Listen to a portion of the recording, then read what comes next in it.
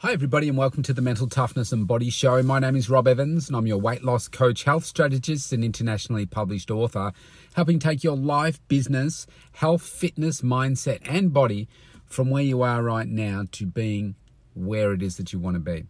Today I want to talk to you about getting the details right.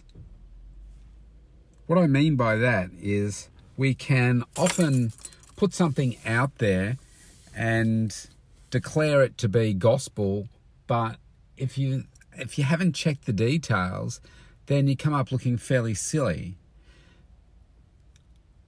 The particular story that I want to relate to you today is I mentioned over the last couple of episodes about doing things radically different to what you've done in the past, and the journey that I've just started today with some chef prepared meals and so forth, because I get many questions from clients that ask me about it. So they all arrived today, all a pretty seamless process to order them and get them and everything. And all you have to do is put them in they're all vacuum sealed, and all you have to do is put them in the microwave for 90 seconds and bang, you're off and running. Now, one of the reasons that I was attracted to these products was the high protein content. Okay, really important for me to make sure with the types of workouts that I do that I need to get in. Right now, it's about 40 grams of protein. So I just experimented this week, and some of the protein meals go from around the 42% up to 50, even 70%, some of them. Now, I tried my very first one today, which was a beef stroganoff with zucchini style fettuccine. And so I take it out of the little packaging and I'm looking at it and I'm thinking, there is no way that can possibly be 55 grams of protein in that. And so anyway, I thought, maybe it's vacuum sealed. Well, so because it's vacuum sealed, maybe it looks different and all that kind of stuff. So heated it up, took it out, and I thought, yeah, I was right. There definitely does not look like there's enough beef in here. So to put it in perspective, there was about 100, well, I say about, I'm about to give you a very specific number, but 132 grams of beef in it. Now, in 132 grams of beef, you're getting around about 29 grams of protein, because it's not 100% protein.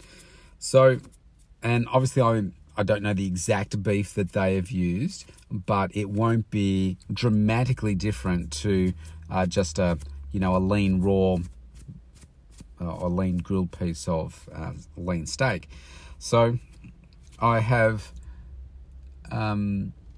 checked that, and then I thought, okay, well, what else is in it? Because obviously there's protein in other foods as well. Have they added something else to boost the protein? No, they hadn't. So some of the sauces and stuff, because they were dairy based, would have brought it up a little, but not exactly. So anyway, my best estimate was that there was probably about 30 grams, maybe a little bit more protein in the meal. And they're saying it's got 55.5, I think, grams of protein. And I thought, that's just not right. And I thought, well, maybe it's just to do with this particular meal. So I had a look at the next one, and which was, I think it was a lamb. No, what was it? It was a barbecued smoky brisket with, sweet potato mash and kale and et cetera, et cetera. And so that one had, I think it was about 42 grams, maybe a little bit more of protein in it. Same deal, similar amount of beef in it. So it would have fallen short in terms of the protein. So I thought, this is really misleading. And plus, I was starving after the meal.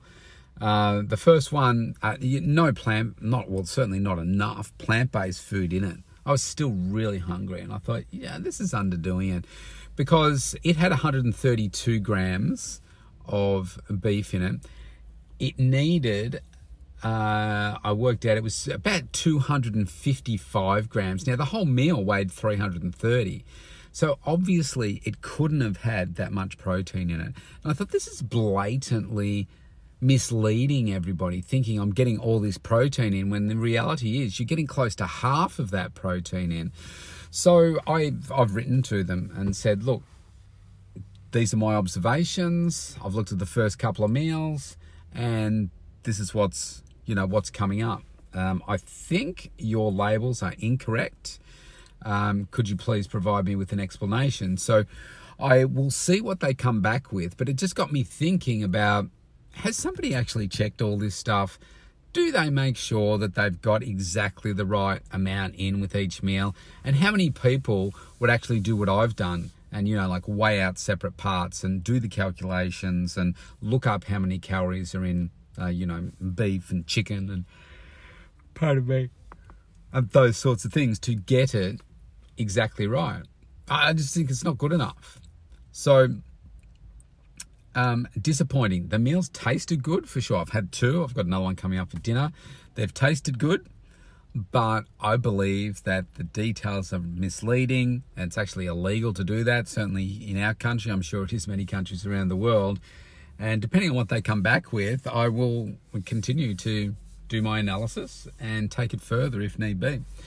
So, yeah, if only you could just, take it to a lab just like that and have it all tested to see, what the macro breakdown was. But I was disappointed that, because it was my very first meal, and I thought, wow, if this is an example of what's to come, that's really disappointing. But we will see. So if there are things that you do, have you really checked the details to make sure that what you're doing is exactly right? Particularly when it comes to things like measurements and like a key ingredient, but a key marketing point of this product is about how much protein it's got in it. And yet here we are, where it's actually maybe just under half of the protein that it should have. It's completely misleading. So yeah, I was disappointed. So I've had to add more food to the meals that I've been eating today. So that's obviously a downside of it. But yeah, let's wait and see. I think a great organization, you can tell a lot about them by the way that they respond. So think about that in the way that you respond to inquiries that you get, or to things that seem uncomfortable to you. So I've got one to deal with later today. I've got a client that has sent me a message today saying that I've overcharged for a couple of sessions for his wife. Now, maybe there's just a breakdown in communication here, and it's because I can't see how that's happened at all. But when he comes in, it all comes down to how good are you at building rapport? Because I could look into this and see, yeah, I can see that this has been overcharged here or whatever. I know how it's being charged, and I don't think there's been an overcharge at all because the sessions have been used. But it comes down to what's his perception, because he may be thinking something completely different. And to be honest, I'm so busy, I'm not going to waste my time. I'm going to wait till he comes in and have the discussion and say, look, tell me what your understanding of this is. I say, look, I haven't had time today to do it yet. I've been busy. Tell me what your understanding is of what should have happened and what has happened. And then it might be just a simple case of, oh no, but remember we did this last week. You used her sessions last week. She was on holidays, but you used the sessions. So I haven't double charged. Now, if he says, oh, well, our bank has been hit twice this week, so then I'll say, okay, well, yeah, that shouldn't have happened. That's a definite error. That's a problem with Easy Debit or, the payment portal or whatever it is. But I don't know about you, but I find that you can lose a lot of time in doing some background work to some of these things.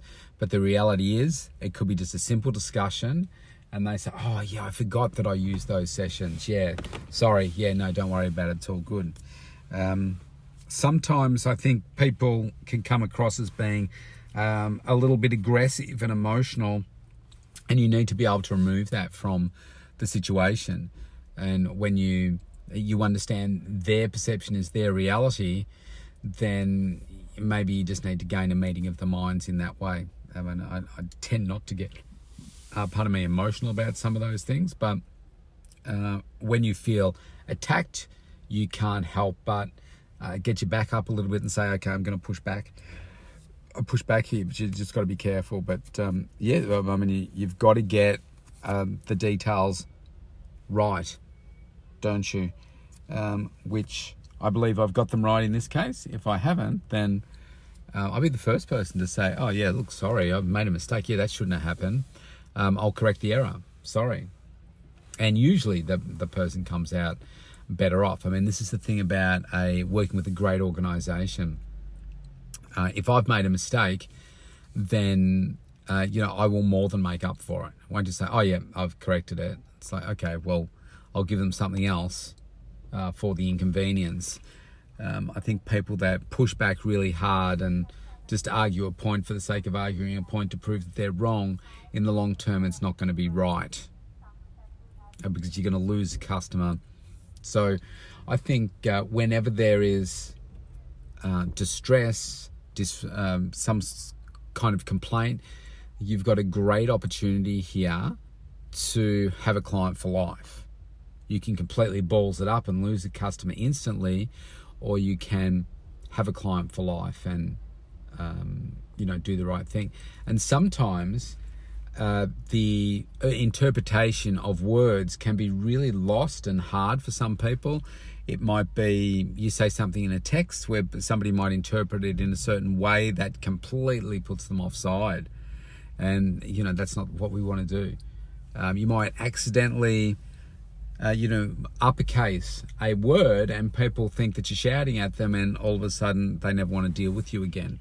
I'll never forget the time I had a client that, she wasn't a client. She came in for consultation, and I gave her all the pricing and all the details and everything.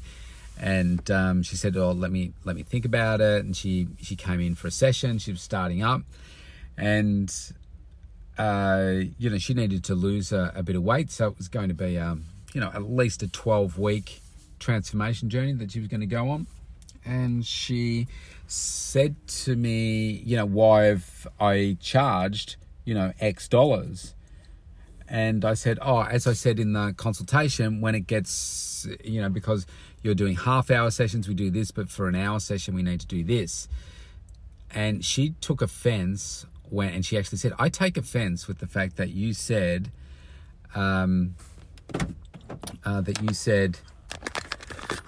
as I previously told you. I thought, wow, really? That's interesting. Needless to say, I apologized and said, look, I'm sorry if you take offense at that, but I knew that I'd told her, because I use the same script for every single person. But she took offense at it, and she walked away straight away. I was like, wow, well, if you're going to be like that, then maybe you're not really the type of client that I want to be working with. But still, from that experience, I learned something, and maybe I would tackle it differently next time. So anyway, they're my thoughts for the day. You stay safe. I'll see you tomorrow.